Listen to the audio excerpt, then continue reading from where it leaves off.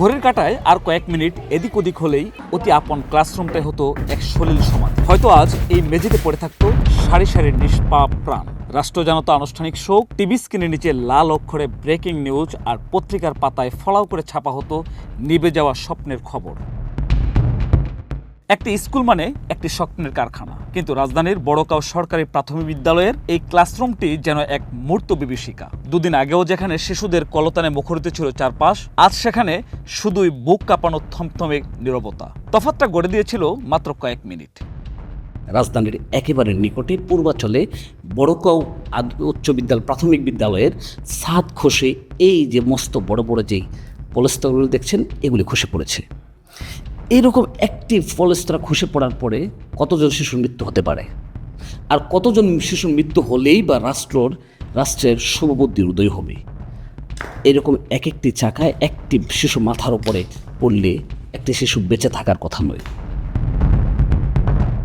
ঘন্টা বেজে উঠল টিফিন পিরিয়ড। ছোট ছোট নিষ্পাপ মুখগুলি তখন মুক্তির আনন্দে দৌড়ে গিয়েছিল প্রশস্ত সবুজ মাঠে। ঠিক সেই মুহূর্তেই যেন কোনো এক অদৃশ্য দানব থাবা বসালো এই ছাদের উপর।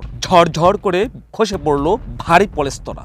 যেই বেঞ্চগুলিতে একটু আগেও বসেছিল কোমলমতি শিশুরা, জমদূত যেন দরজায় কড়া নেড়ে শূন্য হাতে ফিরে গেল। কারণ প্রাণগুলি তখন ছিল খোলা মাঠের মুক্ত বাতাসে। এটি কি ভাগ্য নাকি অলৌকিক বেঁচে যাওয়া? এটা আসলে খুবই দুঃখজনক একটা ব্যাপার, কারণ এটা যেহেতু একটা ছোটো ছোটো বাচ্চারা এখানে লেখাপড়া করে, ছোটো ছোটো বাচ্চাদেরকে আমরা পড়াই। শুধু বাচ্চা না, আমরাও যেহেতু এখানে অবস্থান করি, আমরা বাচ্চাদেরকে লেখাপড়া করাই, আমাদের উপরেও তো পড়তে পারে। তো সেই হিসাবে এটা মনে হয় খুব দুঃখজনক একটা ঘটনা।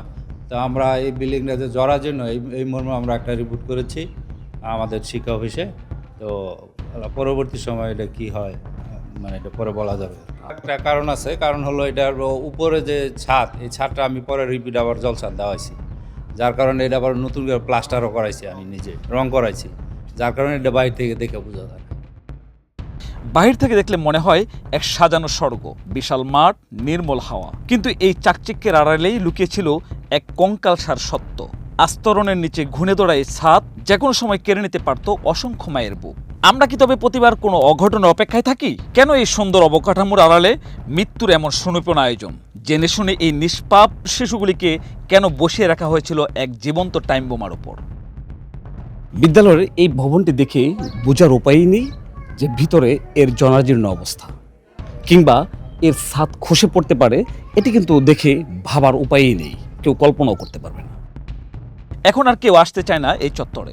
স্কুলের ঘন্টা বাজলেও শিশুদের মনে এখন বাজে আতঙ্কের সাইরেন। অভিভাবকরা আজ এক অদ্ভুত দোলাচলে সন্তানকে কি শিক্ষিত করতে পাঠাবেন, নাকি অবহেলার পুতুল বানিয়ে মৃত্যুর মুখে ঠেলে দিবেন? এটি এক মায়ের সরল প্রশ্ন। বাচ্চাদের উপরে পড়তে পারতো, 2 দিন এরকমের ঘটনা করছে, তাহলে আমরা ভয়ে কিভাবে আমাদের বাচ্চা এই জায়গায় নিয়ে আসবো? যে এটা যদি বাচ্চার উপরে পড়তো তাহলে কি হইতো?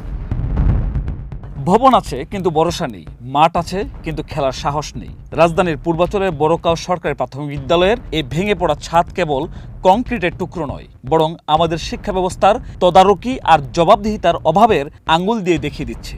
আজ ভাগ্য সহায় ছিল বলে কোনো মায়ের কোল খালি হয়নি, বেঁচে গেছে অসংখ্য শিশুর নিষ্পাপ শৈশব। কিন্তু কাল কি হবে, যখন ভাগ্যের চাকা একটু এদিক ওদিক হবে? দেশ জুড়ে ছড়িয়ে থাকা এমন হাজারো ক্লাসরুমের নিষ্পাপ শৈশবগুলি কি আমরা একটি নিরাপদ ছাদ উপহার দিতে পারি না? নাকি আবারও একটি লাশের হেডলাইনের জন্য অপেক্ষা করছে এই রাষ্ট্র? হাবিবুর রহমান সিদ্দিকী, মানবকণ্ঠ, ঢাকা।